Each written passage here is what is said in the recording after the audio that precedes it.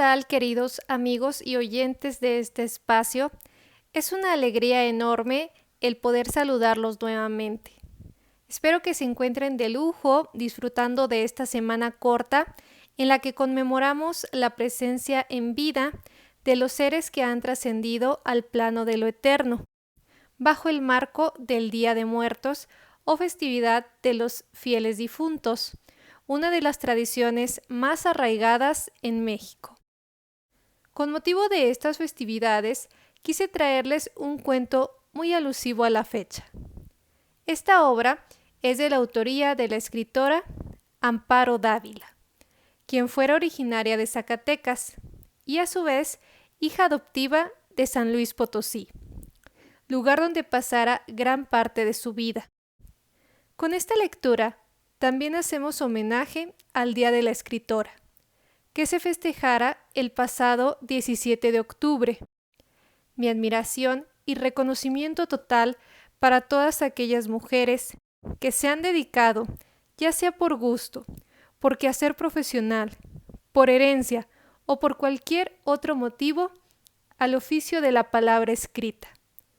Pasión que adoptara también nuestra querida poeta, cuentista y narradora Amparo Dávila, quien destacara en el ámbito de las letras por su impecable estilo narrativo, caracterizado por todo lo que hay de siniestro en el mundo.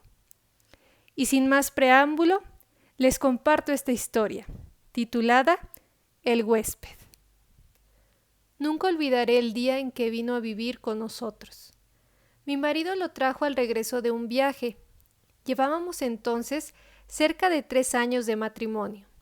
Teníamos 2 niños y yo no era feliz. Representaba para mi marido algo así como un mueble, que se acostumbra uno a ver en determinado sitio, pero que no causa la menor impresión. Vivíamos en un pueblo pequeño, incomunicado y distante de la ciudad.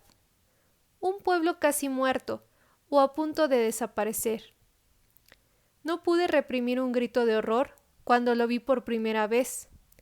Era lúgubre, siniestro, con grandes ojos amarillentos, casi redondos y sin parpadeo, que parecían penetrar a través de las cosas y de las personas. Mi vida desdichada se convirtió en un infierno. La misma noche de su llegada, supliqué a mi marido que no me condenara a la tortura de su compañía. No podía resistirlo. Me inspiraba desconfianza y horror. Es completamente inofensivo, dijo mi marido, mirándome con marcada indiferencia. Te acostumbrarás a su compañía, y si no lo consigues... No hubo manera de convencerlo de que se lo llevara. Se quedó en nuestra casa. No fui la única en sufrir con su presencia.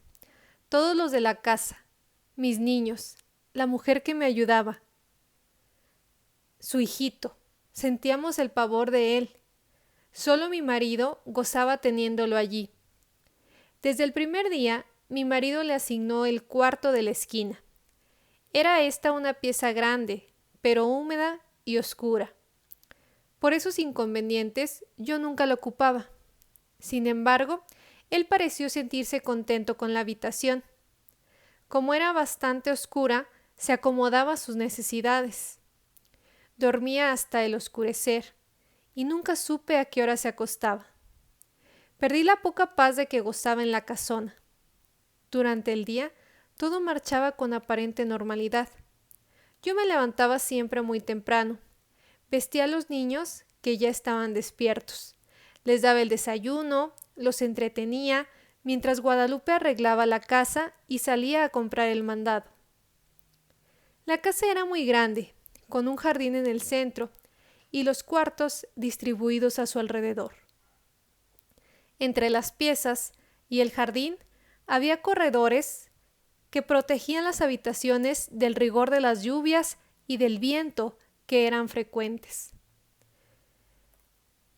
Tener arreglada una casa tan grande y cuidado el jardín, mi diaria ocupación en la mañana, era una tarea dura. Pero yo amaba mi jardín. los corredores estaban cubiertos por enredaderas que floreaban casi todo el año. Recuerdo cuánto me gustaba. Por las tardes, sentarme en uno de aquellos corredores a coser la ropa de los niños, entre el perfume y las madreselvas, y las bugambilias también. En el jardín cultivaba crisantemos, pensamientos, violetas de los Alpes, begonias y heliótropos. Mientras yo regaba las plantas, los niños se entretenían buscando gusanos entre las hojas. A veces pasaban horas callados y muy atentos, tratando de coger las gotas de agua que se escapaban de una vieja manguera. Yo no podía dejar de mirar, de vez en cuando, hacia el cuarto de la esquina. Aunque pasaba todo el día durmiendo, no podía confiarme. Hubo veces que, cuando estaba preparando la comida, veía de pronto su sombra proyectándose sobre la estufa de la leña. Lo sentía detrás de mí. Yo arrojaba al suelo lo que tenía en las manos y salía de la cocina corriendo y gritando como una loca. Él volvía nuevamente a su cuarto, como si nada hubiera pasado. Creo que ignoraba por completo a Guadalupe. Nunca se acercaba a ella ni la perseguía. No hacía a los niños y a mí.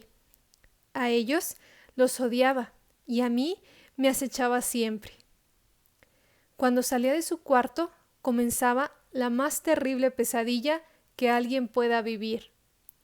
Se situaba siempre en un pequeño cenador, enfrente de la puerta de mi cuarto. Yo no salía más, algunas veces pensando que aún dormía. Yo iba a hacer la cocina por la merienda de los niños. De pronto lo descubrí en algún oscuro rincón del corredor, bajo las enredaderas. ¡Ahí está Guadalupe!, gritaba desesperada. Guadalupe y yo nunca lo nombrábamos. Nos parecía que al hacerlo cobraba realidad aquel ser tenebroso. Siempre decíamos, allí está, ya salió, está durmiendo solamente hacía 2 comidas, una cuando se levantaba, al anochecer, y otra. Tal vez en la madrugada antes de acostarse. Guadalupe era la encargada de llevarle la bandeja. Puedo asegurar que la arrojaba dentro del cuarto, pues la pobre mujer sufría el mismo terror que yo. Toda su alimentación se reducía a carne. No probaba nada más. Cuando los niños se dormían, Guadalupe me llevaba la cena al cuarto. Yo no podía dejarlos solos, sabiendo que se había levantado o que estaba por hacerlo.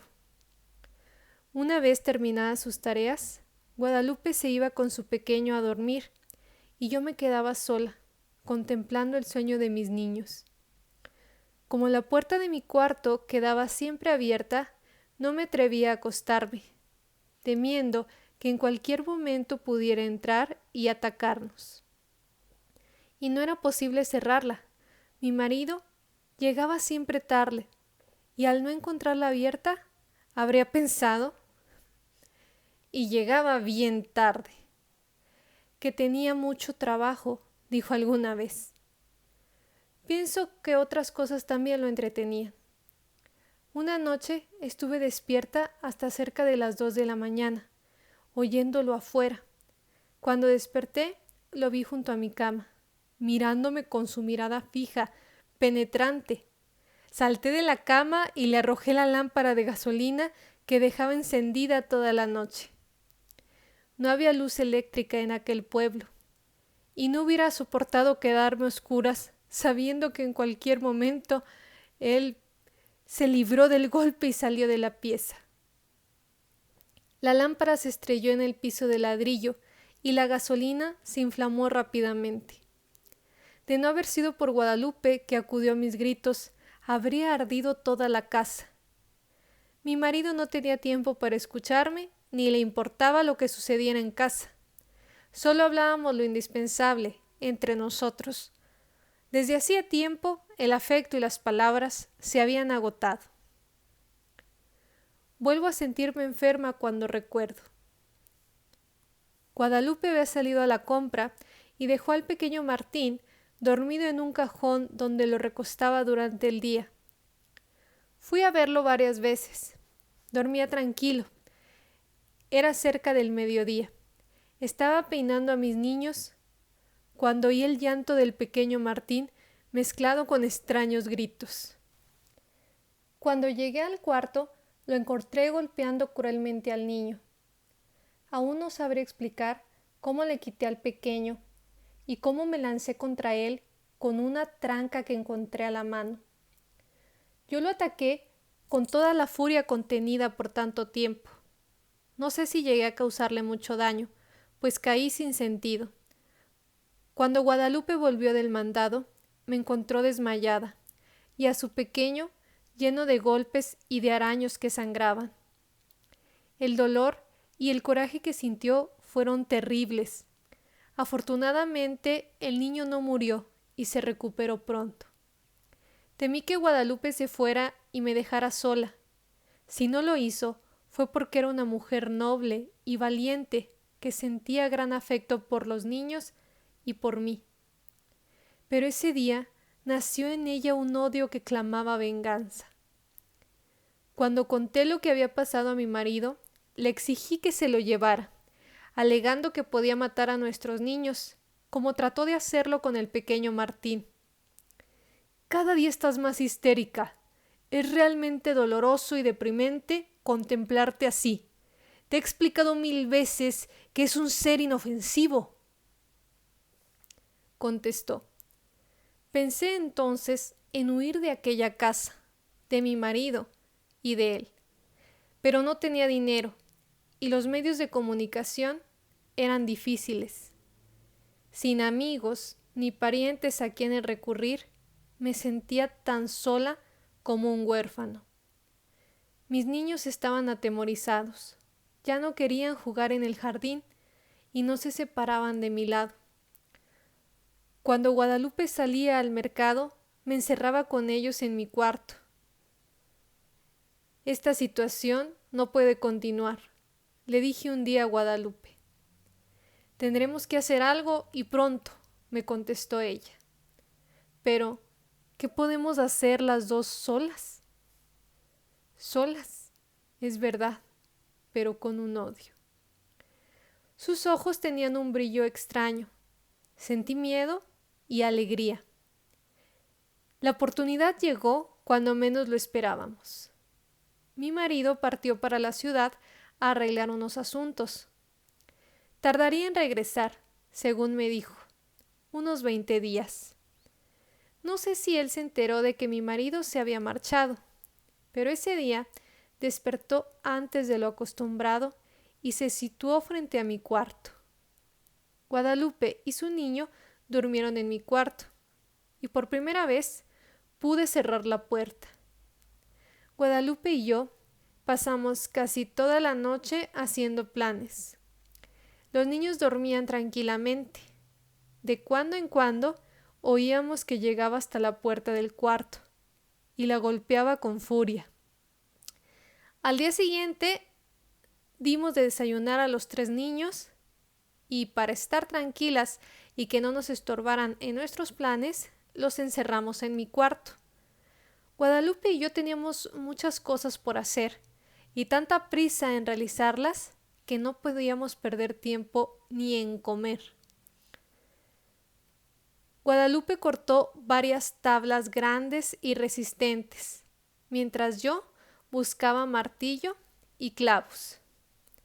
Cuando todo estuvo listo, llegamos sin hacer ruido hasta el cuarto de la esquina. Las hojas de la puerta estaban entornadas. Conteniendo la respiración, bajamos los pasadores. Después cerramos la puerta con llave y comenzamos a clavar las tablas hasta clausurarla totalmente. Mientras trabajábamos, gruesas gotas de sudor nos corrían por la frente. No hizo entonces ruido, parecía que estaba durmiendo profundamente. Cuando todo estuvo terminado, Guadalupe y yo nos abrazamos llorando. Los días que siguieron fueron espantosos. Vivió muchos días sin aire, sin luz, sin alimento. Al principio golpeaba la puerta tirándose contra ella. Gritaba desesperado, arañaba. Ni Guadalupe ni yo podíamos comer ni dormir. Eran terribles sus gritos. A veces pensábamos que mi marido regresaría antes de que hubiera muerto. Si lo encontrara así. Su resistencia fue mucha. Creo que vivió cerca de 2 semanas y un día ya no se oyó ningún ruido. Ni un solo lamento. Sin embargo, esperamos 2 días más antes de abrir el cuarto. Cuando mi marido regresó, lo recibimos con la noticia de su muerte repentina y desconcertante. Fin. Pero ahora les toca a ustedes. Y no se olviden de seguirnos en redes sociales. Nos encuentran como Hablemos de Libros en Spotify y en YouTube. En Instagram estamos como Hablemos de Libros 2022. Ahí les comparto algunos reels y datos curiosos que nutren lo que hablamos en cada episodio.